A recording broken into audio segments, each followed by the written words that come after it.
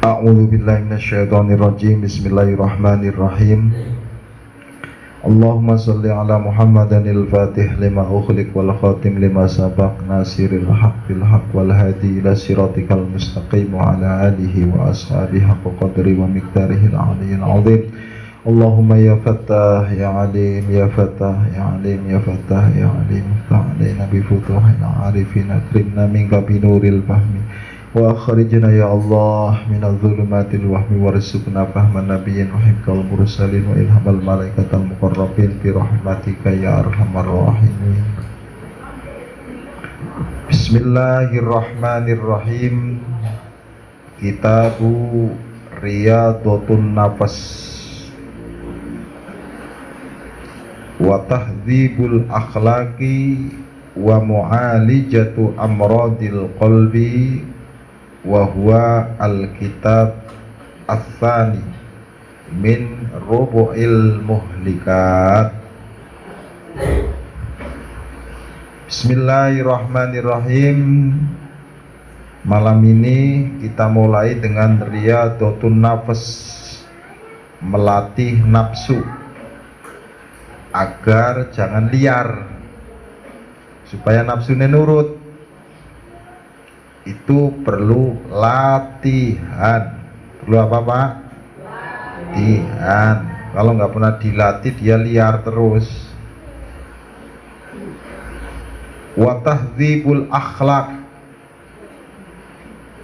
serta berusaha untuk membersihkan akhlak.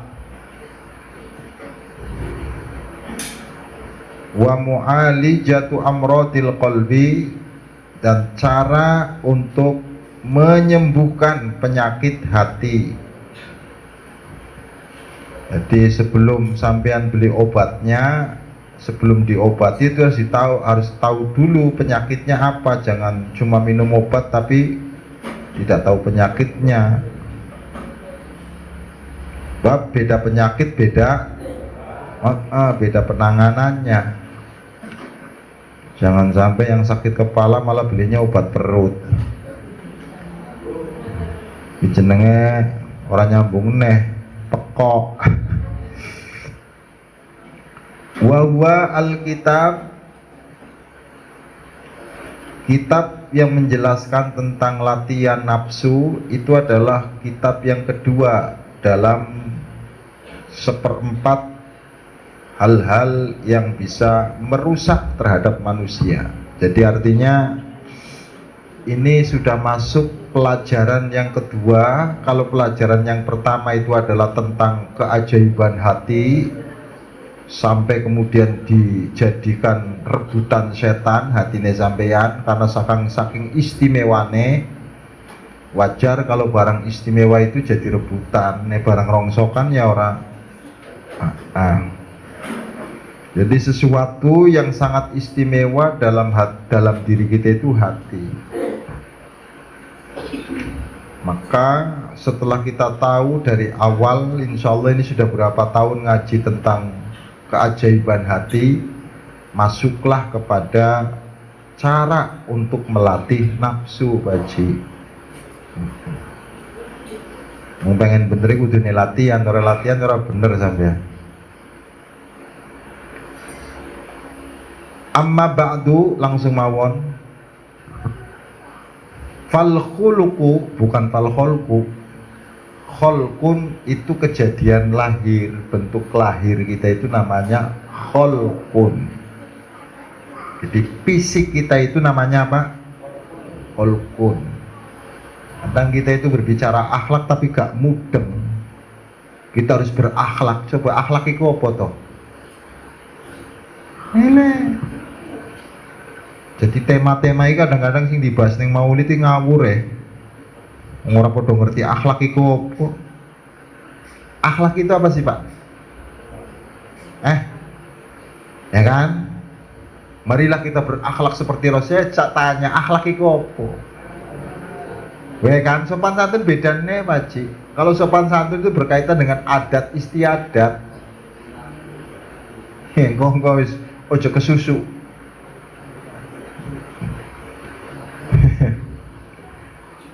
Ojo kesusu. Ngono kesusu berarti orang ngaji.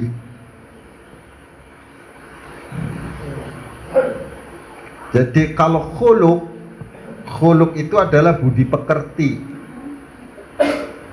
Dia munculnya dari dalam. Dari apa? Dalam. Orang untuk menjadi dermawan itu latihan. Karena yang namanya nafsu itu tidak mau membagi sesuatu yang disenangi. Nafsu kita itu senang sama duit, pistoh.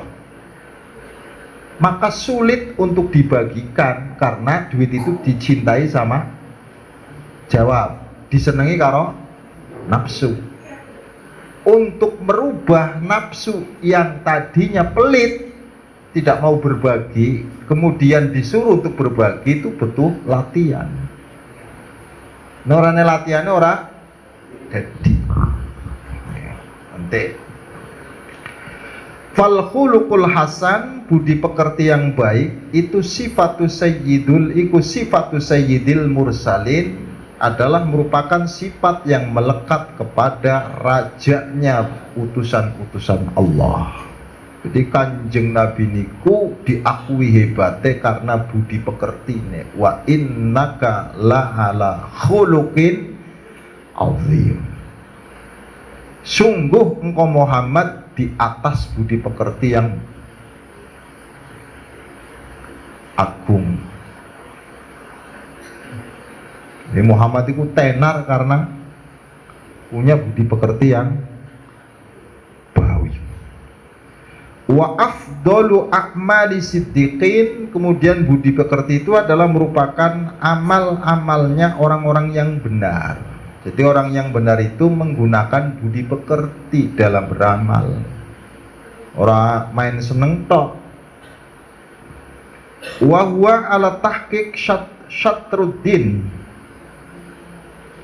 Secara benarnya maka budi pekerti itu adalah merupakan bagian dari agama. Jadi kalau orang tidak mempunyai budi pekerti, secara otomatis hilang agamanya. Karena letaknya agama itu buahnya pada budi pekerti. Tapi yang melandasi itu ilmu. Jadi kalau nggak ada ilmunya ya sulit untuk bisa. Wong budi pekerti itu adalah uwoh itu apa? Buah. Bagaimana mungkin ada buah sementara nggak ada pohonnya? Jadi jangan ngimpi sampean punya akhlakul karimah sementara orang duwe ilmu. Wong kadang sing duwe ilmu wae kaya aku.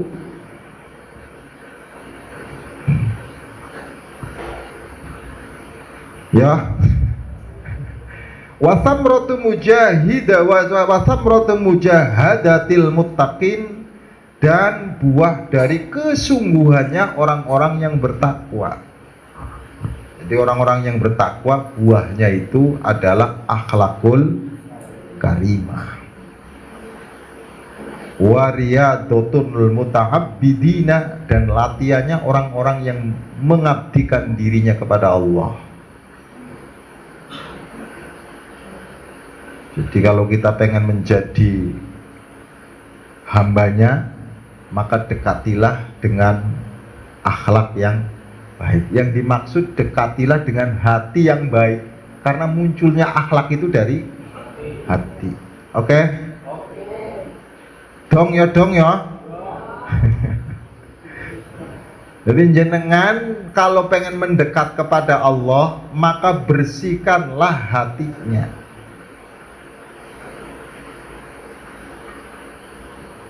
Nah, mendekat kepada Pak Haji Caca nggak usah terlalu bersih hatinya.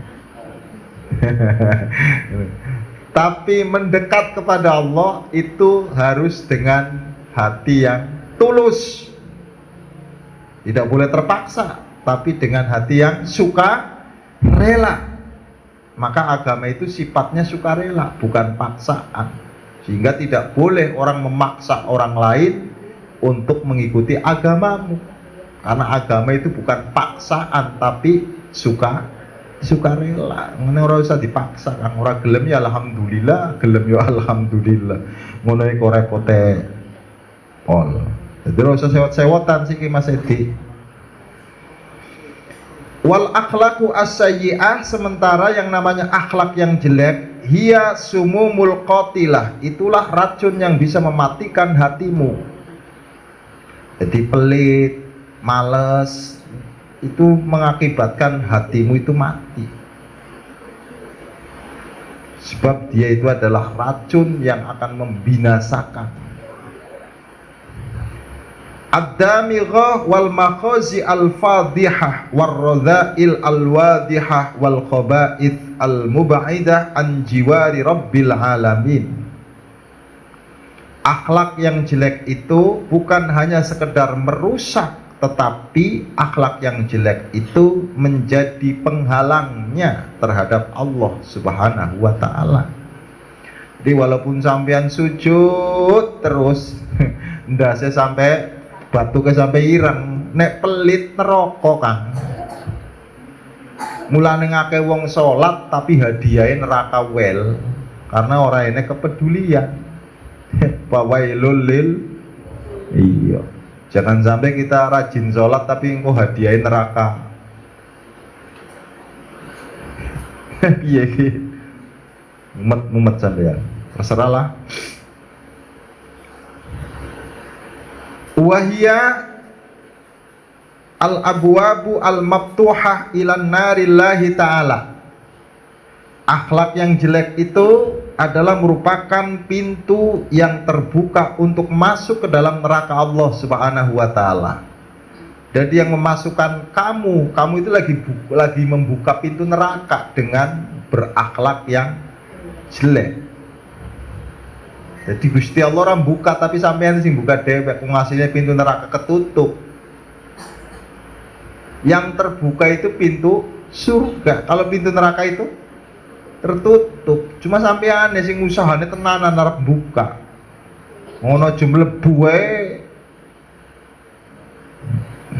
Angel ya, Kang. Jadi akhlak yang jelek itu adalah pintu yang dibuka untuk menuju neraka yang telah disiapkan oleh Allah Subhanahu wa taala. Yang sifatnya nerakamu al-muqadatul lati tattali'u 'alal afidah. Jadi neraka itu disiapkan untuk orang-orang yang hatinya penuh dengan kekotoran.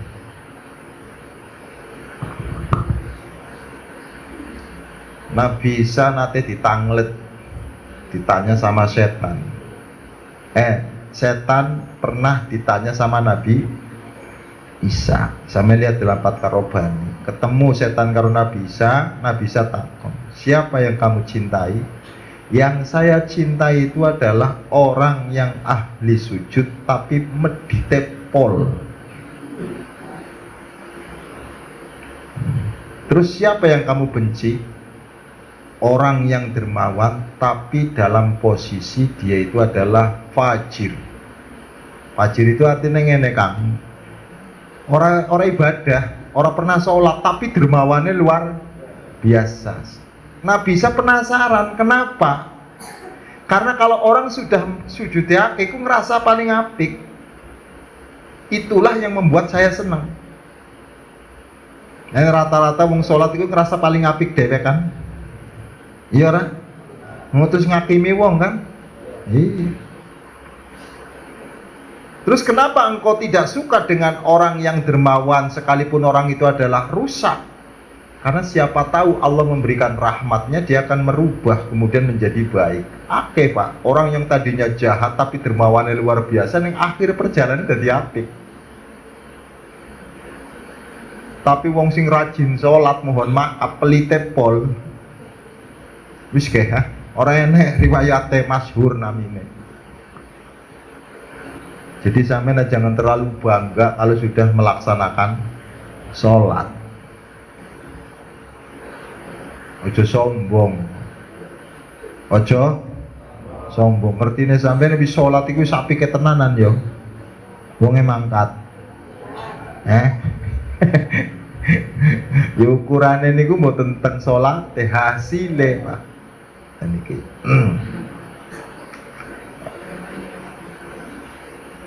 Kama annal akhlaq al jamilah, seperti hanya akhlak yang baik, hiya al abwabu al maftuhah minal qalbi ila naimil jinan. Akhlak yang baik itu adalah akhlak yang membuka surga yang penuh dengan kenikmatan. Jadi surga ini bisa dilalui oleh orang-orang yang mempunyai hati yang baik.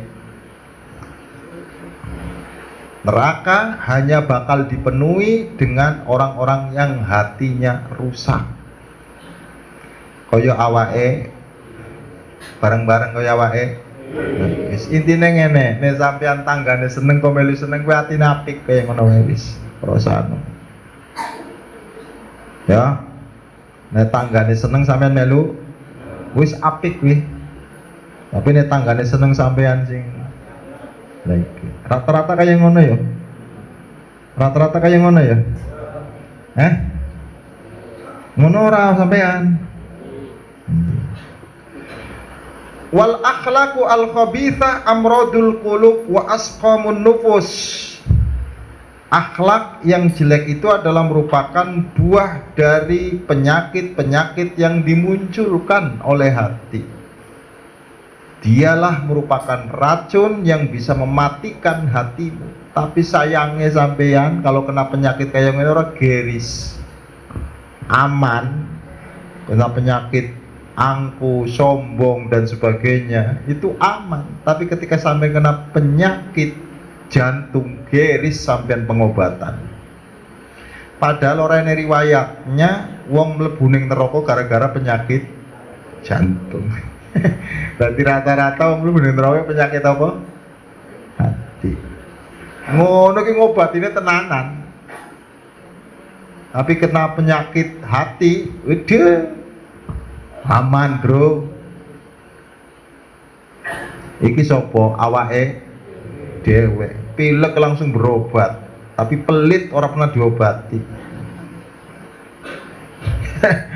Pernah berobat yang pelit siapa ya? Pernah berobat apa orang?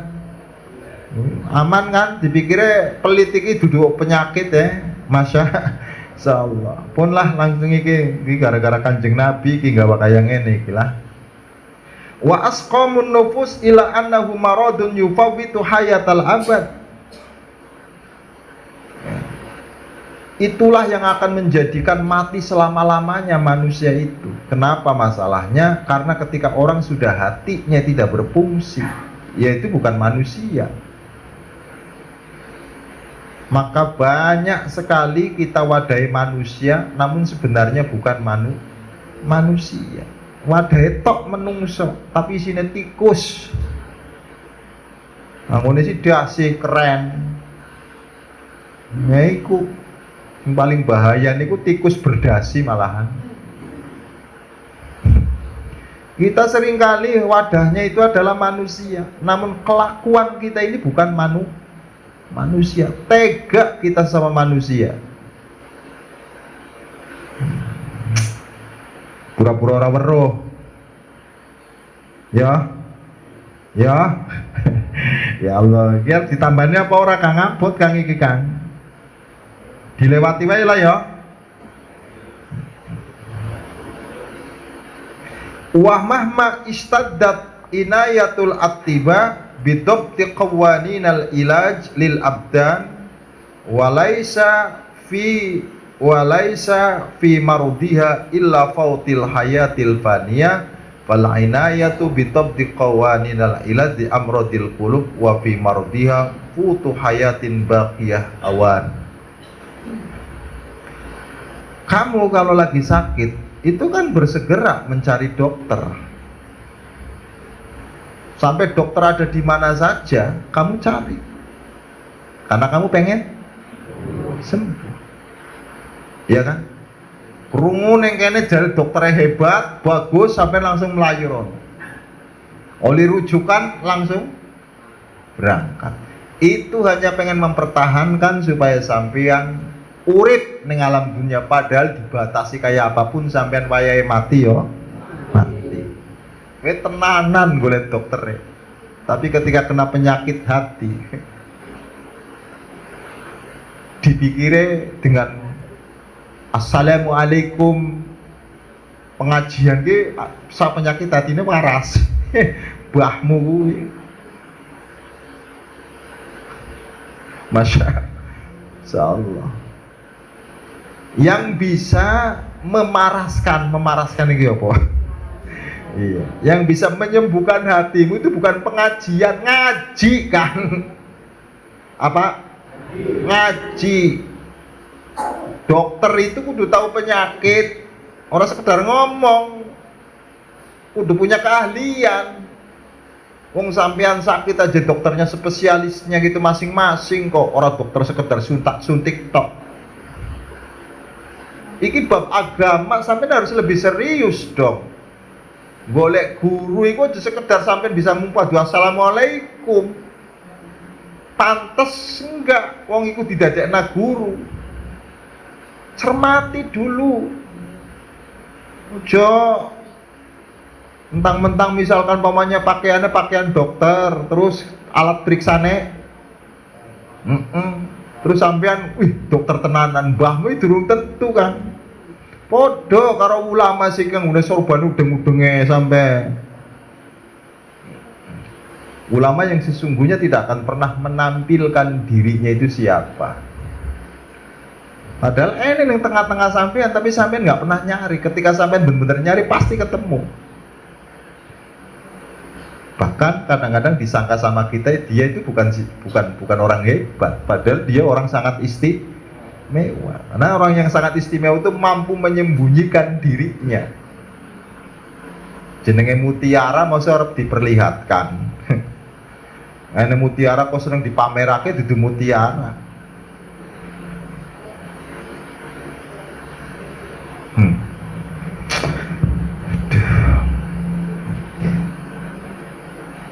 Dong ya, paham? Kalau kita sakit itu cari dokternya luar biasa. Sampai ke luar negeri pun nek sampai duit mangkat. Kenapa? Ketika kita itu adalah punya penyakit kagum pada diri sendiri. Penyakit sing paling bahaya niku kan kagum maring awake iku tanpa disadari kita ora ene sing kaya aku kuwi wong mangkat mangkat kuwi penyakit apa uduk ora penyakit ora apa-apa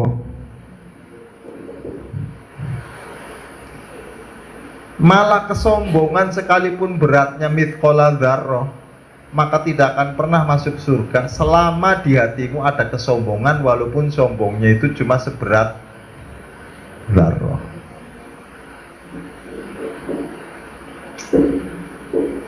Setelah rasa ngaji kayaknya yang abot iki. Fal inayatu bidabti qawaninal ilad di amradil qulub wa fi mardiha futu hayatin nafiyah awan aula. Kenapa kamu tidak pernah mencari tentang dokter yang mampu menyembuhkan hati kamu supaya mampu berdialog dengan Allah, supaya mampu berzikir, supaya mampu berhubungan dengan Allah.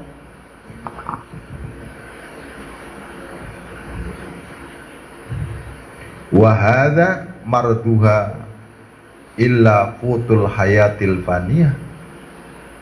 Wahada balik lagi. Wahada nau minatib wajibun. Maka kamu wajib untuk mencari dokter yang ahli dalam bidang penyakit hati. Sayangnya orangnya pelangi sih ya. Nek spesialis gigi kan enten pelangi Mbak Muji nggih. Penyakit jantung ini enggak? Penyakit dalam mana enggak? Enek. Tapi si spesialis penyakit hati enek pelangnya semakin dikasih pelang goroh. Ahli spesialis hati goroh Iki rahasiane angel masalah mulai sampe kudu sungguh-sungguh goleki wong sing iso nyembuhna maring ati. Mumpung masih ana uripe kan atine batbut iki. Lama kelamaane dibiarno ya dadi sing ati. Iki ndrek wa hadza nau minat tib wajibun. Tu'allimuhu ala kulli dhi lubbin idla yakhlau qalbun minal qulub an asqam. Maka wajib kamu cari, dan dokternya pun harus tahu kadar penyakit yang kamu derita. Jangan sekali-kali periksa sama dokter yang tidak tahu penyakit sampean, bisa salah obat. Jadi dokter itu harus mampu mengetahui penyakit yang diderita oleh pasiennya. Ini sampeyan jujur dhisik. Assalamualaikum Pak Yai. Kiai biyen ora kiai saiki. Salam. Pindah kula sing silaturahmi. Yang kedua, saya mau berobat. Oke, ini langsung ngobati kiai pekok. Nek sini saya obatin pekok. Kuwi jenenge kiai goblok. Mesti tak kondisi penyakitnya nopo, Bu? Kan ngono. Wong dokter wae kadang-kadang ketika sampean berobat ditakoni penyakitnya dhisik, rasane opo? Penyakitnya napa, Bu? Penyakit kula niku Pak Yai, nek tangga duwe mobil kula kok panas. Kuwi jenenge penyakit apa? Penyakit apa? Iya, tapi jenenge penyakit hati kan ini merek ya, Pak. Jenenge penyakit dengki. Obatnya mesti beda. Kalau kamu pengen sembuh kata dokternya, kamu jangan memusuhin dia, pujilah dia. Jadi memuji pada orang yang tidak kamu senengi, enak apa ora? Obatnya memang enak, didinungi enak kan. Tapi lama kelamaan itu sudah jadi biasa. Berata wali itu memang sangat pahit. Tapi kalau Anda minum terus-terusan maka menjadi kebiasaan sehingga pahitnya itu terasa hilang. Sama dengan orang memuji pada orang yang tidak disenangi. Awal-awal muntah tenanan. Tapi itu obat, yo. Selama Anda itu tidak mau memuji ya, sampai kapanpun penyakit itu bakal waras. Kang Duki, obatnya beda. Lah sekarang kemudian apa penyakitnya, Bu? Nenek kotak amal pura-pura turu. Berarti jawab berarti pedit. Jare kiai ini ngomong sholat 5 waktu. Ini goblok ya, goblok. Orang dudu obatnya niku. Walaupun sampai sholatnya rajin, orang bakal mungkin bisa menghilangkan penyakit. Karena namanya bakir itu kudu ria, itu kudu kudu latihan. Latihan, Bu, pengen dadi wong penyakitnya ketika hilang yo latihan. Pikir sang wis jenenge salah obat. Wong penyakit bakil wongone salat salah obat. Kalau sombong, lah kuwi penyakitnya namanya, obatnya namanya salat. Anda kenapa disuruh salat? Supaya tidak sombong. Paham? Tapi kalau ketika kita pelit, nggak bisa, obatnya itu nganggo sholat. Gimana sih? Yang namanya obat itu disesuaikan dengan kondisi penyakit. Ya Allah, mulane dokter ojo main tes wae. Penyakitnya manusia itu berbeda. Paham, Pak? Paham gak? Paham. Makanya Rasulullah itu sebelum menyampaikan agama itu kan diangkat jadi nabi dulu, nggak langsung jadi rasul. Suruh ikra dulu, suruh membaca dulu, suruh berpengetahuan dhisik Kang Duke, suruh banyak pengalamannya dulu. Jangan sampai yang menyampaikan itu adalah orang yang tidak bisa membaca atau bacaannya sangat minim. Ketika pengalamannya minim, bacaannya juga Iku gak iso lemes cara gawane, kaku. Kalau sudah membawanya kaku itu orang kabur. Wong digawe lemas kadang-kadang. Mana Rasulullah itu dididik pertama kali suruh ikra Muhammad ikra, jangan menyampaikan dulu, ikra. Baru setelah pengetahuannya itu bagus, pengalamannya juga luar biasa, maka Kanjeng Nabi mulai diangkat jadi Rasul. Ya ayyuhal muddatsir qum fa'andzir. Mulai tugasnya Kanjeng Nabi itu menyampaikan. Maka ya ayyuhal muddatsir, wahai orang yang berselimut, artinya jangan bermalas-malas, sudah saatnya kamu harus bangun. Jadi ngikuti Kanjeng Nabi ini gak oleh males, berarti males ini penyakit. Gimana sih? Bar subuh ngerokok, penyakit itu, penyakitnya wong nganggur. Ngono sunai Nabi mbahmu iku. Sunai Kanjeng Nabi itu ya habis subuh ya cari keringat dong, lampu. Mas Edi, Kanjeng Nabi tidak pernah mendidik sampai ngomong males-malesan. Kanjeng Nabi itu adalah orang yang mempunyai etos kerja yang sangat tinggi. Jarang nganggur Kanjeng Nabi, hari-harinya dipenuhi dengan kesibukan. Selesai ini ganti yang lain, Kanjeng Nabi. Laneng turunnya enak Kanjeng Nabi, karena kerja keras. Sementara kita karena nggak kerja keras kan turunnya nggak enak. Padahal kasurnya empuk. Ya, Kanjeng Nabi loh tikarnya itu mohon maaf ngecap sampai ke pipinya. Ngono turune iso ngorok kakuk karena capek. Jadi wong capek itu ditaruh di mana saja enak, nggak usah pakai spring bed. Turun yang diwe dadi. Wong sampean ning mobil kayak ngono kadang-kadang bisa ngorok. Padahal cuma nunggu ning kursi iso ngorok karena capek, Pak. Mulane iki sing padha ngajine ngantuk iki karena awane pun mboten apa-apa, Bu. Jenenge nikmate Gusti Allah. La ilaha illallah Muhammad Rasulullah sallallahu alaihi wasallam. Qum fa'andzir. Nabi disuruh untuk bangun. Artinya di sini bukan bangun dari tidur, tapi bekerja keras. Warabbaka fakabbir, kemudian niatkan bahwa semuanya itu untuk Allah Subhanahu wa taala. Kerja kerasmu itu supaya tidak sia-sia, maka harus kamu gantungkan kepada Allah. Maka seluruh yang kamu lakukan disebut ibadah. Jadi ibadah itu apa sih? Adalah niatanmu untuk Allah, itulah namanya ibadah. Jadi kamu bekerja keras itu namanya ibadah loh. Selama hatinya kamu gantungkan kepada Allah, walaupun jengkelat-jengkelit yang masjid, ini orang gantung nang Gusti Allah bukan ibadah. Piye sampean? Pikir sampean ibadah di masjid tak ono kepret ke. Jadi kita itu bekerja keras itu namanya ibadah. Hukum ibadahnya di sini ditentukan oleh niatmu, oleh hatimu. Selama hatinya itu kosong yang enggak ibadah, maka warabbuka fakabbir wa thiyabaka fatahhir. Ini prasarana ini keren, supaya jangan meminta belas kasih sama orang. Kalau berpakaian itu yang keren, ojo pakaiannya kaya kadang-kadang melasi, nyeluk melasi karo wong. Supaya kamu itu tidak pengen mendapatkan belas kasih dari orang. Kalau sudah niatannya pengen belas kasih, itu kerjanya males. Lalu wong ngemis iki pengen minta belas kasih sampean, maka pakaiannya itu dibuat-buat.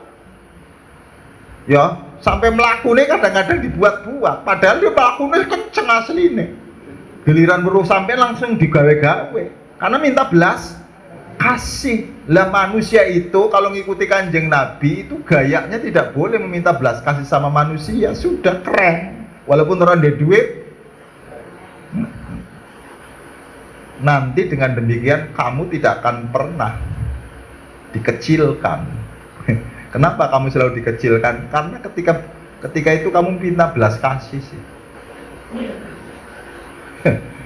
Nantilah ya kapan-kapan nih Maulid tahun Arab ya, terlambat sampean ini. Niki penting. Sehingga memahami Kanjeng Nabi Muhammad itu dari turunnya wahyu. Dari apa? Turunnya wahyu. Wahyu pertama 5 ayat, kemudian wahyu yang kedua, wahyu yang ketiga, terus itu bukan dari Al-Qur'annya. Kalau dari Al-Qur'annya kan sudah mujmaliyah. Jadi cara Kanjeng Nabi nggawa agama itu harus ditilik dengan sebab-sebabnya turunnya Quran ini. Iku kitabnya dewek Kang. Sampai orang duwe larang kitabnya. Mulane Arab ngaji ning kene juga maneman. Sampeyan padha pinter marah buka lapak dewek kan. Ya berarti la ilaha illallah Muhammad Rasulullah sallallahu alaihi wasallam. Paham nggih? Paham ya? Fayahtaju al-abdu ila ta'annuqi fi ma'rifati iladiha wa asbabiha. Maka seorang hamba itu ketika pengen sembuh itu membutuhkan pengetahuan tentang penyakit yang dideritanya itu apa. Jangan cuma sekedar berobat tapi orang penyakitnya. Jadi kalau mau berobat itu harus tahu penyakitnya. Jadi obatnya itu tepat ning sasaran. Males, obatnya yo beda. Wa asbabiha, dan sebab-sebab yang bisa membangkitkan penyakit itu, yang bisa mendatangkan penyakit. Karena penyakit itu datangnya karena ada sebab. Tanpa sebab itu penyakit nggak datang. Kenapa sampean ngantukan? Bisa jadi karena sebabnya wareg. Oh barang ngaji kok mangan rong piring ya tekan ngene. Masya Allah. Jadi sebab-sebab ini perlu dikaji. Apa yang menyebabkan kita itu nek ngaji kok ngantuk itu dikaji loh Kang. Pasti ada penyebabnya. Kayak istiqomah. Ngaji kok ngantukan wae. Ya sekali-kali ngantuk mboten napa-napa ning ngantukan wae gurune sing kesel, Pak. iki ngandani wong turu. Ya mereka gurune gemblong wong turu dikandani. Masya la ilaha illallah Muhammad Rasulullah sallallahu alaihi. Tsumma ila tasmiri fi ilaji, kemudian setelah kamu tahu penyakitnya, ketika kamu sudah mengetahui penyakitnya, sebab-sebab yang bisa menimbulkan penyakit, kamu bersegera dong berobat. Percuma juga kita tahu penyakitnya, sebab-sebab penyakit, tapi orang pernah berobat. Suara penyakitnya watuk, tapi tidak pernah berobat. Ya orang usah penyakit nih kayak ngono kan. Kita ini tahu penyakit supaya berobat. Lah kalau kita misalkan tahu penyakit kok nggak mau berobat ya,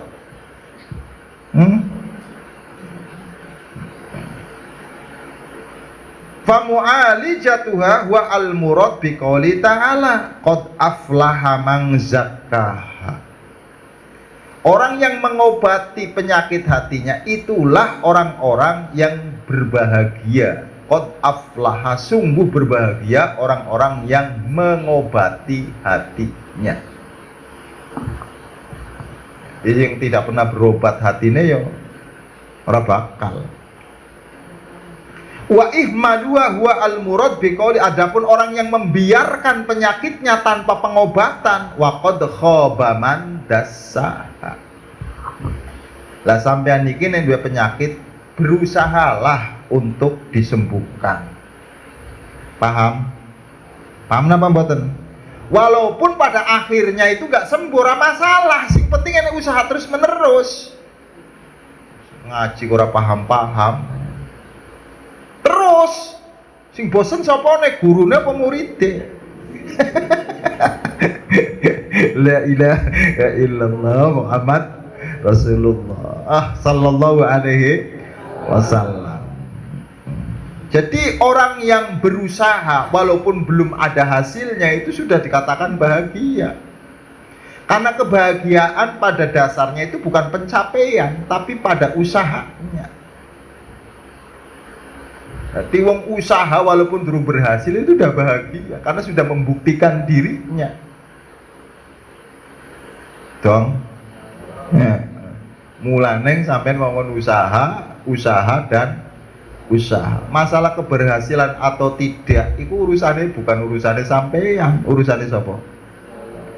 Kanjeng Nabi jauh-jauh diperingatkan sama Allah. Wa ma 'alaika illal balagh. Kewajibanmu Muhammad menyampaikan. Kamu tidak punya kewajiban untuk memastikan sekalipun kepada orang yang kamu cintai. Kurangnya apa Abu Thalib? Paman tercintane, pelindungnya beliau, yang mengasuh beliau sampai menjadi orang dewasa.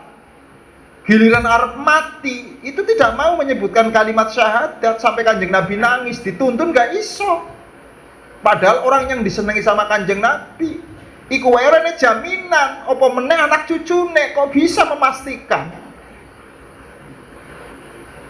Makanya nek wong ora melu karo aku ora slamet, iku ngono ya payu, omongan kaya ngono ki payu. Kan ora pernah maca Quran. Allah dawuh karo Kanjeng Nabi, innaka la tahdi man ahbabta. Sungguh engkau Muhammad tidak akan pernah mampu memberikan petunjuk sekalipun kepada orang yang kamu cintai, karena wilayah petunjuk itu wilayah aku, kamu hanya menyampaikan. Ora sengkres kowe. Doang. Jadi manusia itu hanya ya kula nggih berusaha memahamkan, tapi kenyataan ora paham ya wis. Mudah-mudahan iki dadi amale kula Gusti. Ya sampai disuruh dewe mungkin diulang wis tuwe-tuwe kaya ngene. La ilaha illallah Muhammad Rasulullah sallallahu alaihi wasallam. Yang tidak mendapatkan apa-apa itu ketika orang itu tidak ada usaha. Maka Allah pasti akan mencemooh. Kenapa? Karena tidak ada usaha. Sampean ngerti bodoh tapi orang pernah ngaji, kalem hebat sampean. Wong ngerti bodoh kok orang pernah ngaji. Jadi enggak ada manfaatnya kita itu ngerti bodoh pada kenyataannya tapi orang gelem ngaji. Kalau sampean menyadari ngerti bodoh terus kemudian gelem ngaji, kuwi jenenge lagi berobat. Adapun dalam berobatnya ternyata masih orang pinter-pinter, orang paham-paham, tapi terus mangkat terus. Niku yang mendapatkan penghargaan dari Allah. Qad aflaha man zakkaha. Jadi sungguh bahagia orang, bukan orang yang membersihkan jiwanya, tapi orang yang mengobati jiwanya. Kang Ilmi Kang ngaji niki Kang. Wis pokoke mangkat paham ora paham angkat ngono wae. Penting enak kopi nih bareng, enak ngaji nih babul kowe lho. Kopi disediakan nah karo ngerokok dan sebagainya. Lah wis pokoke surga tenanan nggih. Masya Allah. Wa ihmaluha wa al-murad biqaulihi wa qad khaba man dassaha. Adapun setelah tahu dia itu adalah punya penyakit namun tidak ada usaha pengobatan, inilah orang yang rugi.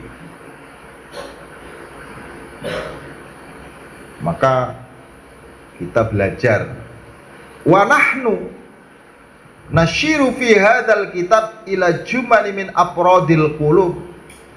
Di dalam kitab ini nanti semua penyakit itu dianalisis dulu, karena penyakit itu adalah berbeda, sebab-sebabnya juga berbeda, maka cara pengobatannya juga berbeda, Pak. Iki sampai ki penyakit hati ki kayak-kayaknya 10 tahun nih ki sampean iki. Bu, sampean masih urip apa ora iki? Ya mau tidak mau untuk memasukkan sesuatu yang baik itu perlu dibersihkan dulu. Jangan sampai ruangan masih kotor kok kamu masukin hiasan, nggak ada manfaatnya. Oke? Maka ruangan yang mau kamu masuki itu untuk dihias itu harus dibersihkan dulu. Sama metodenya itu harus membersihkan hati baru tazyin, namanya menghias hati. Mulai nek ruangane wis apik iki ditaruh barang-barang sing apik iku penak Pak Jinas nyawange. Masya Allah. Ruangan masih semrawut kok ditaruh barang istimewa. Alah. Ya. Sing sabar ya. Wa kaifiyatil qaul fi mu'alijatiha, kemudian caranya penyembuhan atau cara pengobatan tentang penyakit hati itu. Min ghairi tafsil li ilaji khususil amrad, karena berbeda-beda penyakit, maka cara penanganannya, cara pengobatannya itu pun tidak sama. Nah di sini nanti penyakit-penyakit itu ada yang namanya penyakit ria, ada yang penyakit namanya itu penyakit hasud, takabur, hubud dunia, ria, seneng jabatan dan sebagainya. Kemudian penyakit ujub, sombong. Iki kan ning awake dhewe kabeh, Pak.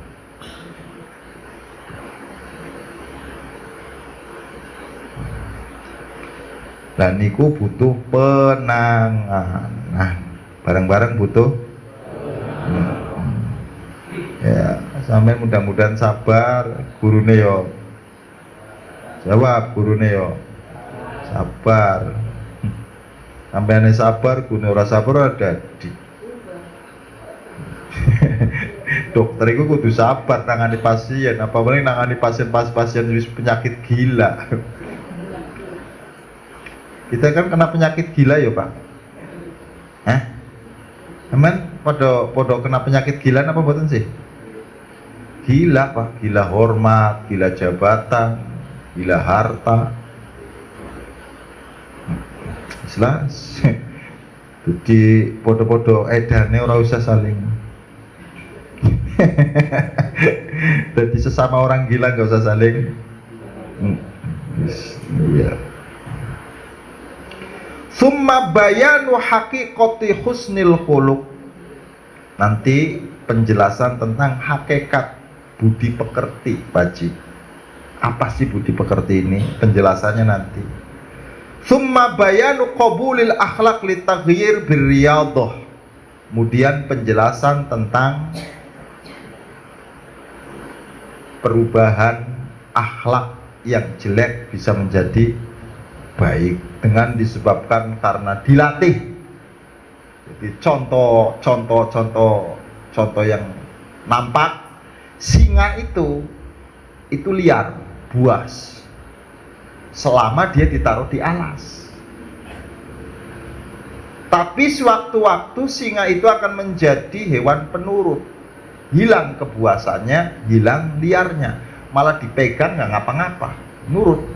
Ketika habitatnya singa itu jangan ditaruh di alas, tapi di kerangkeng. Setelah di kerangkeng, kemudian dilatih. Lama kelamaan, maka liarnya, buasnya hilang. Sama dengan nafsu. Jadi nafsu itu kalau nggak pernah dilatih di kerangkeng, ya orang bakal. Kadang-kadang durung kerangkengnya urung selesai wis dilepas. Waktu Ramadan kan sampean podo sadar kabeh we. Ya kan? Karena nafsunya lagi di. Kenapa ning bulan Ramadan kok sampean semangat ibadah karo Gusti Allah? Ayo. Sampai sholat 20 rakaat we. Setelah lebaran kerangkengnya dibuka. Alhamdulillah balik ning setelan semula. Masya Allah. Niki gambaran nek wong akeh mangan niku mesti males ibadah. Tapi nek wong akeh ngeliye bangkit rohanine. Karena yang namanya rohani dengan jasmani itu ada dalam diri kita, tapi dua-duanya itu pengen menguasai, nggak mau jalan bareng. Kalau aku yang menang, kamu harus kalah. Maka kalau jasadmu yang menang, ruhnya yang kalah. Tinggal sampean arep menang opo. Coba ke sekali-kali loh, nek dikiran ojo pikiran yang badok, wae ngono lho. Masya Allah, la ilaha illallah Muhammad Rasulullah sallallahu alaihi. Tsumma bayanu sabab allati bihi yunalu husnul khuluq. kemudian sebab-sebab yang bisa memperoleh budi pekerti yang baik. Nanti ini penjelasannya pada pasal-pasal yang lain.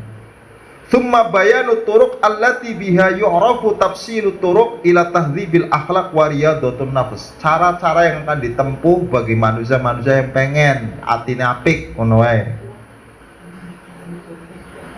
Semuanya itu akan diterangkan pada Ihya Ulumuddin juz ketiga. Nanti juz 3 selesai, baru kita menginjak kepada akhlakul munjiat, akhlak-akhlak yang bisa menyelamatkan kita.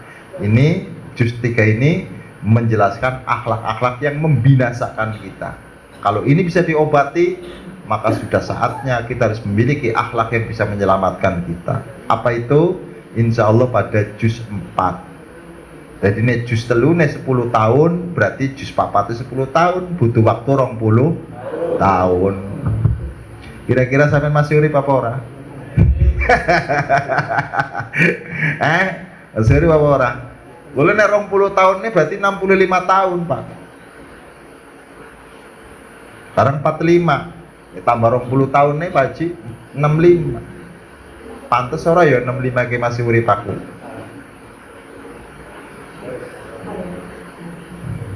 Oh ya koyone empuh. Kula niki nyuwun kali Gusti Allah, Gusti nek mboten 65 paling ora umure kaya Kanjeng Nabi lah. Ojo kurang. Kanjeng Nabi itu kalau hitungan Hijriyah itu 63. Kalau hitungan Hijriyah, kalau hitungan Masehi itu 63. Nah, hitungan Hijriyah sawidak kan. Jadi sampean tahu itu Hijriyah apa dengan apa nih? Wis gampang lah. Kok sampean bab mati malah tambah wedi ya? Sekarang kita masuk kepada bab yang pertama. Bayanu fadilatu husnil khuluq wa mudmatu su'il khuluq. Penjelasan tentang keutamaan budi pekerti yang baik dan jeleknya budi pekerti. Qala Allah Ta'ala li nabiyhi wa habibihi muthanniyan alaihi wa mudhiran ni'matahu ladaihi wa innaka la'ala khuluqin azim. Allah Ta'ala memuji kepada nabinya, kepada kekasihnya, serta menampakkan nikmatnya pada nabinya, yaitu tentang anugerah yang besar adalah Nabi Muhammad diberi keunggulan budi pekerti yang bagus. Wa qalat Aisyah radhiyallahu an. Oke, dalil. Sampeyan kan kuduna ke hadis dhisik. Karena Rasulullah sallallahu alaihi wasallam khuluquhu Al-Qur'an. Jadi nek sampean pengen guru Kanjeng Nabi budi pekertine ndelok wae Quran, kuwi budi pekertine Kanjeng Nabi. Jadi nek sampean pas ningali Quran berarti lagi bercermin tentang akhlaknya Kanjeng Nabi. Nampak apa ora Kang ketika sampean maca Quran, nampak enggak akhlaknya Kanjeng Nabi? Saya tanya, ketika kita membaca Al-Qur'an, itu nampak enggak akhlaknya Kanjeng Nabi? Sing nampak cuma kalimat Quran. Alhamdulillah itu kan? Iya kan? Akhlaknya Kanjeng Nabi ini nampak enggak? Lah ya Bu. Aduh. Wasa'ala rajulun Rasulullah sallallahu alaihi wasallam, seorang laki-laki datang kepada Nabi sambil bertanya an husnil khuluq, tentang masalah budi pekerti yang baik. Maka Kanjeng Nabi membacakan ayat Al-Qur'anul Karim, khudil af wa'mur bil urfi wa a'rid anil jahilin. Jadi orang yang tandanya budi pekertinya itu adalah apik, mudah memaafkan orang lain. Orang ini dendaman. Wes enek ning awake dhewe. Ada enggak? Kalau orang lain punya salah kemudian mudah memaafkan, ada enggak? Apa sulit untuk memaafkan orang lain? Oh, berarti penyakit ini. Jadi orang yang sudah mempunyai budi pekerti yang baik itu gampang memaafkan orang lain. Bukan gampang minta maaf. Kalau minta maaf sampean iso, sing angel kan memaafkan, Pak. Yo. Nen njaluk maaf sih gampang, aku duwe dosa njaluk pengampuran. Memaafkan iki sing angel. Apalagi sama istri dan sebagainya yo, angel njaluk pengampurannya sapa sampean duwe dosa. Butuh waktunya lama. Kowe kudune digawa-gawa jalan-jalan dhisik kowe. Itu kena baju sing apik dan sebagainya ngono. Tembe. Ini langsung njaluk maaf ae orang iso, Mas.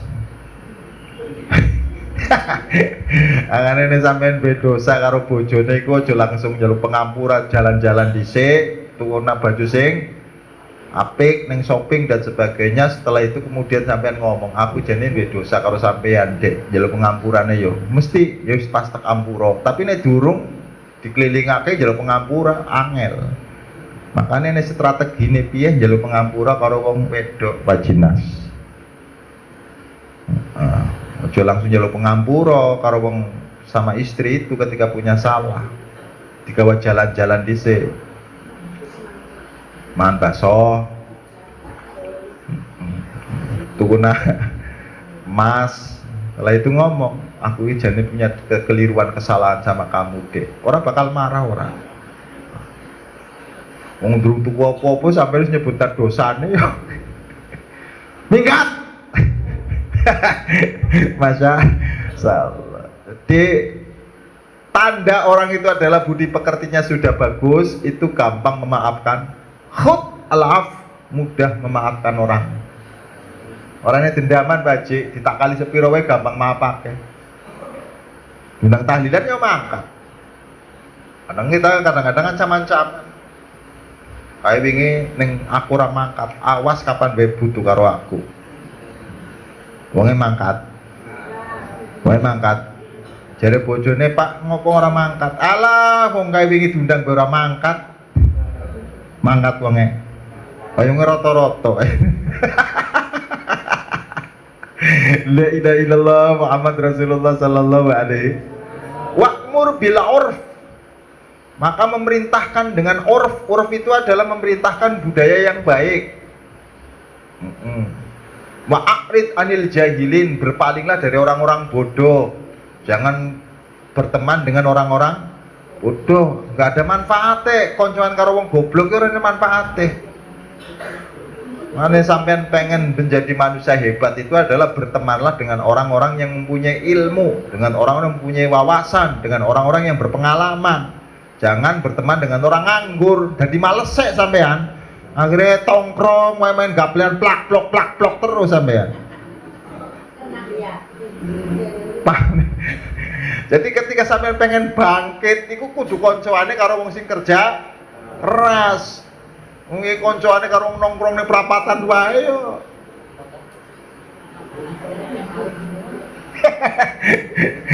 Ini sampean salah pengobatan iki. Tsumma qala sallallahu alaihi wasallam wa antasila man qata'aka wa tu'ti man haramaka wa ta'fu amman dolamaka. Isinya ayat mau niki diterangkan karo Kanjeng Nabi, yaitu adalah kamu menyambung kepada orang yang memutus hubungan dengan kamu. Jadi yang paling baik itu adalah menyambung hubungan yang telah terputus. Tekani wong sing mutus karo sampean niki ditekani. Abot mendatangi orang yang telah memutuskan Anda berat apa ringan? Wong lain mutusna sampean kok teko rono. Abot apa enteng? Abot. Kalau saya yang memutuskan Anda kemudian saya datang kepada Anda, gampang. Tapi ketika Anda diputuskan sama saya, Anda yang harus datang ke saya, abot. Paham? Angel apa ora iki, Pakcik?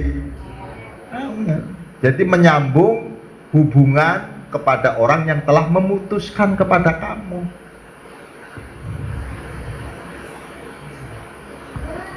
Jadi intinya sampean gawe apik karo wong elek, iso. Gawe bagus karo wong sing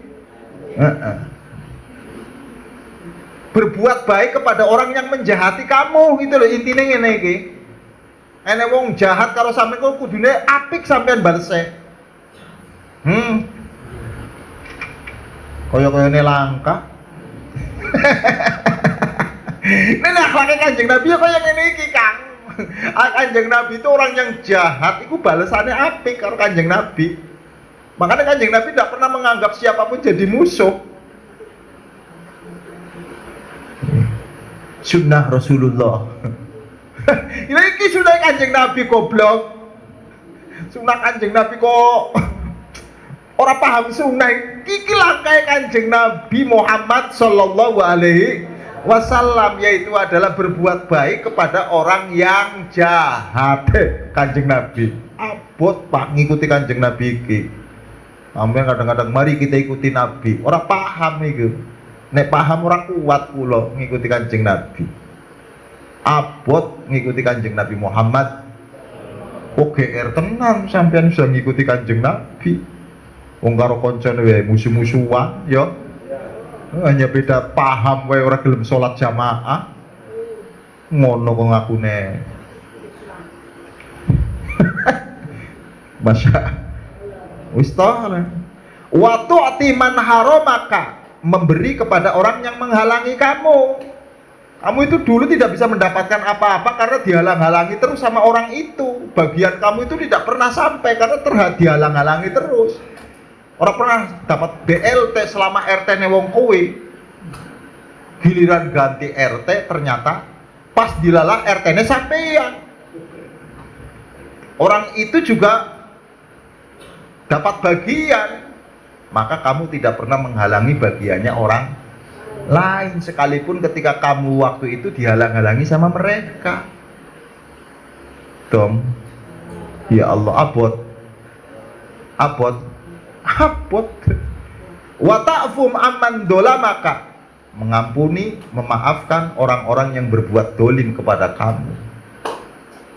Iki namanya akhlakul karimah, langkah yang ditempuh, yang dijalankan oleh Rasulullah Muhammad. Kanjeng Nabi nglakai kaya ngono baji. Sepiro awake dhewe iso niruti Kanjeng Nabi. Dan mau ngaca iki pantes enggak sampean ngomong sunah-sunah terus.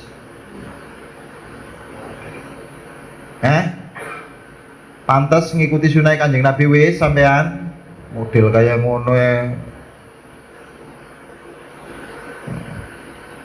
ora pernah ngaji sih ya. Artinya sunah-sunah tok iku. Wa qala sallallahu alaihi wasallam, innama bu'itsu li utammima makarimal akhlak, hanya untuk menyempurnakan akhlak. Aku ini diutus hanya untuk menyempurnakan akhlak. Jadi manusia ini sebenarnya dua akhlak, tapi akhlak ini masih bejat, mulane kudu disempurnakake. Maka nek wong pengen sempurna, pengen bagus, ngikuti Kanjeng Nabi. Sementara langkah Kanjeng Nabi orang ini dendaman, umatnya dendaman tok lah, abot pokoknya.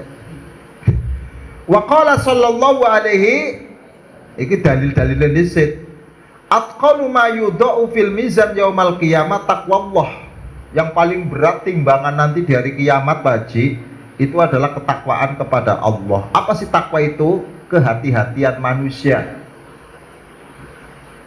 Jadi takwa itu makna dasarnya itu hati-hati. Nek mau melangkah penuh dengan perhitungan itu takwa. Artinya sebelum hujan sedia payung itu jenenge takwa. Ojo sekedar ngelangkah. Perhitungan ya, ngelangkah itu perhitungan nama. Weruh mendung wis perhitungan, dagang es kira-kira payu apa ora. Ngono lho Mam, kuwi jenenge takwa. Ojo nekat. Wis kabeh-kabeh takdire Gusti Allah. Iya, kabeh-kabeh takdire Gusti Allah, coy. Tapi menungso niku perlu perhitungan. Keputusane niku wonten teng ngersane Gusti. Paham? Jadi membaca dulu kondisinya. Wa husnul khuluq, budi pekerti yang baik inilah yang membuat timbanganmu besar. Timbanganmu berat di hadapan Allah Subhanahu wa taala. Wa jaa rajulun ila Rasulillah Muhammad sallallahu alaihi wasallam min baini yadayhi faqala ya Rasulullah maddin. Ada orang datang kepada Nabi tanya, Kanjeng Nabi, agama itu apa? Agama itu husnul khuluq. Agama itu adalah husnul khuluq. Jadi orang yang mempunyai budi pekerti yang baik, itulah orang yang beragama. Jadi nek wong ora pernah dendaman, itulah orang yang beragama. Nek wong ora pernah protes karo takdir Gusti Allah, itulah orang yang beragama. Jadi agama ukurannya bukan lahir, tapi realitas kehidupan sampeyan. Itulah agama. Walaupun nganggone mohon maaf, nganggone sorbane jubahe, tapi wong gelem ngamukan dudu ora beragama. Wong Kanjeng Nabi niku nek sorbanan ditarik sama Bani sama orang Israel waktu itu sampai ngecap. Cuma ngelirik mawon Kanjeng Nabi. Ora marah. Lah nek sampeyan sing nganggo sorban kuwi sing narik kok kemudian gak marah iso ngikuti Kanjeng Nabi. Selama ditarik kemudian kok asem, lah itu iso ngikuti Kanjeng Nabi. Maka ukurannya bukan yang sorbane, ukurannya yang tingkah lakune. Jadi ngikuti Kanjeng Nabi niku ukurannya bukan pada bangunan fisiknya, namun di kelakuannya. Oke? Nah, alhamdulillah. Kira-kira kelakuannya mirip nggak karo Kanjeng Nabi? Jawab. Kira-kira mirip apa rom? Oh iya berarti angel. Fa'atahum min qibali yaminihi, kemudian datang lagi dari sisi kanannya Rasulullah Muhammad sallallahu alaihi wasallam. Tanya lagi, ya Rasulullah maddin. Orang lain yang tanya. Nah, apa itu agama? Husnul khuluq, budi pekerti yang baik. Jadi ukuran orang itu beragama atau tidak tinggal diukur wae kelakuannya. Dong. Orang itu mempunyai agama atau tidak tinggal diukur wae kelakuannya. Wis toh. Ngukurin kelakuan aja ngukur neng sorban, aja ngukur neng sarungan. Neng jawab neng. Summa atahu min qibali shimali, datang lagi dari sisi kirinya Rasul. Tanya lagi, maddin, apa itu agama? Jawaban Kanjeng Nabi 3 kali, husnul khuluq. Jadi ukuran orang beragama letaknya pada budi pekerti. Wis, ini sampean bisa memaafkan kekeliruan orang lain beragama. Ini masih dendam. Angel. Jadi rebutan warisan. Tukaran kan? Wis daripada tukaran milik aku nos kangge jenengan mawon. Piye juga sampean sedulurku. Piye sampean itu adalah kakak saya atau masih keluarga saya, biarkan milik saya dimakan sama keluarga saya. Udah, selesai kan? Selesai? Enek sih kayak ngono. Enek. Jawab enek. Kondisi Kang, ini masalah kayak ngono. Ini masalah aku punya hak juga. Maka tidak sedikit gara-gara warisan keluarga sampai saling lapor. Iya. Padahal kajine sing pitulas kuwi. Alhamdulillah. Ya wis lah jenenge Kanjeng Nabi ya iki kudu kaya ngene iki Kang. Nek wis ngikuti Kanjeng Nabi. Faqala husnul khuluq, tsumma atahu mi waraihi, sampai berbagai macam orang datang dari segala penjuru yang berbeda-beda. Jawabannya Kanjeng Nabi tetap sama. Faltafatat ilaihi wa qala amma tafaqquh huwa alla taqtub. Siapa yang orang yang paham sama agama adalah orang yang tidak mempunyai rasa emosi. Jadi wong sing ora pernah mangkel, wong sing ora pernah kecewa, itulah orang yang beragama. Jadi dia apa-apain ini sebenarnya orang pernah kecewa kan. Jadi tanda kita itu adalah berbuat karena Allah, itu tandanya tidak pernah kecewa. Walaupun orang yang kita baiki kadang tidak tahu terima kasih, tapi kan kita kadang-kadang asem ke cahaya. selalu tak baikin kok balasannya kok yang itu karena kamu beramal bukan karena Allah, karena diri kamu. Jadi orang yang beramal karena Allah itu tidak akan pernah kecewa apapun yang diperbuat oleh orang lain. Angel. Terus piye? Wakila ya Rasulullah sallallahu alaihi wasallam masu'um kola. Apa itu racun? Racun itu adalah su'ul kholqi. Su'ul khuluq, yang namanya racun adalah orang yang mempunyai budi pekerti yang jelek. Itulah orang yang lagi keracunan. Jadi agamanya beracun. Agamanya ora sehat neh, tapi karo wong dendaman. Agama beracun weh. Jangan-jangan kita agamanya kena racun ya. Racun di tangan kananmu, madu di tangan kirimu. Tinggal sampai tarap mati apa ora waras weh, tinggal jukut opo. Niku. Wa qala rajulun li Rasulillah sallallahu alaihi wasallam, "Ausoni, wasiatlah untukku ya Rasulullah." Apa? Faqala ittaqillah, takwalah kamu haitsuma kunta, di mana saja engkau berada. Yang dimaksud berhati-hatilah di mana saja engkau berada. Ning ndi wae sampean iku enek, berhati-hatilah.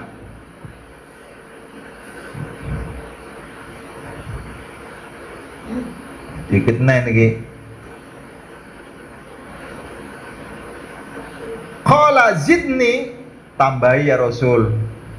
Ittabi as-sayyi'ah al-hasanah.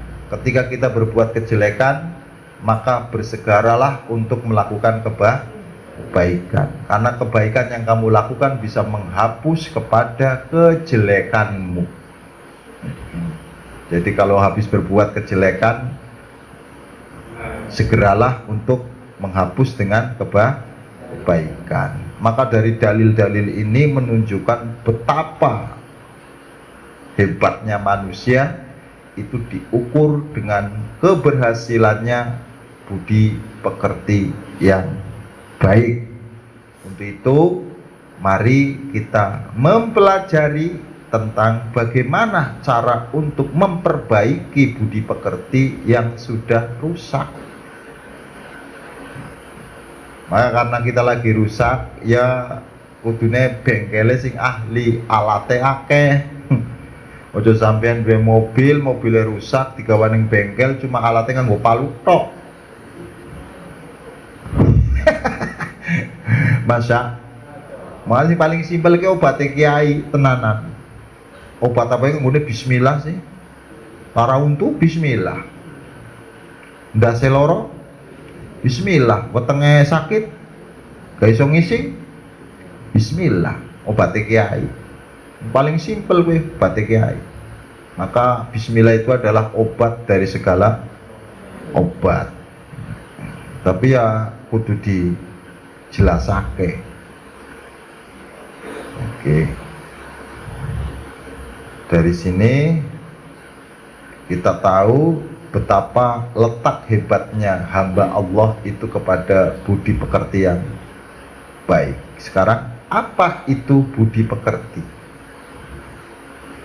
Saya sindir dulu. I'lam annan nas qad takallamu fi haqiqati husnil khuluq wa annahu ma huwa. Banyak sekali manusia yang berbicara tentang budi pekerti, tetapi mereka tidak tahu substansinya opo. Jari Imam Ghazali lo ya. Ngomong si budi pekerti, tapi orang ngerti substansinya budi pekerti opo. Itu artinya banyak sekali orang yang membicarakan agama tapi tidak tahu akarnya. Ya angel kan. Nah, sampai ini belajar dengan orang yang mempunyai pengetahuannya yang luas. Ojo mung pinter. Marilah kita kembali kepada Allah. Kok yang dimaksud kembali ke apa nih Kang? Jawab sini, maksud kembali sampai dengan Allah itu apa nih? Amalmu itu yang harus kamu kembalikan kepada Allah. Karena amal itu harus dikembalikan kepada Allah, maka amalmu harus sesuai dengan keinginan Allah. Pimen sih? Lah kalau amalmu bertentangan dengan keinginan Allah, ya nggak bisa kembali ke Allah piye. Kadang-kadang menggunakan bahasa tapi ora paham. Podo-podo ora paham kan. Sesama nggak paham nggak usah saling. Iki jari Imam Ghazali, iklam ananas qad yatakallamu fi haqiqati husnil khuluq wa annahu ma huwa wa ma ta'arradu li haqiqatihi wa inna ma ta'arradu li thamratihi thumma lam yastaw'abu jami'a thamratihi bal dzakara kullu wahidin min thamratihi ma khatara lahu wa ma kana hadirun. Yang dibahas sebenarnya bukan budi pekerti tapi buahnya, bukan akarnya. Jadi ibaratnya kita bahas mangga, itu buahnya. Bagaimana mangga ini bisa berbuah itu nggak pernah dibahas yo. Wis ngono wae kan. Wis kapan-kapan ya. Sampean wis padha lemes kakek ngaji pengajian Maulid wingi sih masalah. Wis penting mugi mawon Allah maringi petunjuk, maringi kemampuan untuk merubah akhlak kita yang jelek ini. Semoga dengan pertolongan Allah Subhanahu wa taala sedikit demi sedikit akhlak yang baik mudah-mudahan wujud dalam hati kita. Sehingga agama bukan hanya sekedar hiasan lahir tetapi benar-benar menjadi kenyataan dalam hidup kita sehari-hari. Jadi bukan penampilan fisiknya dalam beragama namun kelakuannya yang kita tunjukkan dalam keseharian. Itulah ukuran kita beragama di hadapan Allah Subhanahu wa ta'ala. Allahumma hadina syiratal Allahumma hadina syiratal mustaqim Siratal anbiya'i wal mursalin Siratal anbiya'i wal mursalin Allahumma hadina siratal mustaqim Allahumma hadina siratal mustaqim siratal anbiya'i wal mursalin siratal anbiya'i wal mursalin Wassallallahu ala sayyidina Muhammad nabiyil ummi wa ala alihi washabbihi wasallam walhamdulillahi rabbil alamin. Assalamualaikum warahmatullahi wabarakatuh.